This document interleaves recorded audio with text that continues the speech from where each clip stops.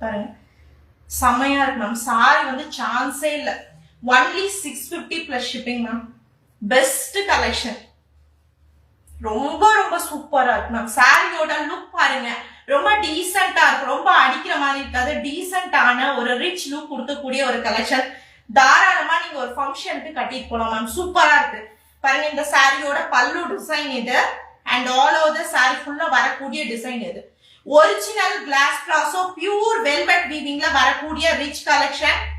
Only 650 plus shipping.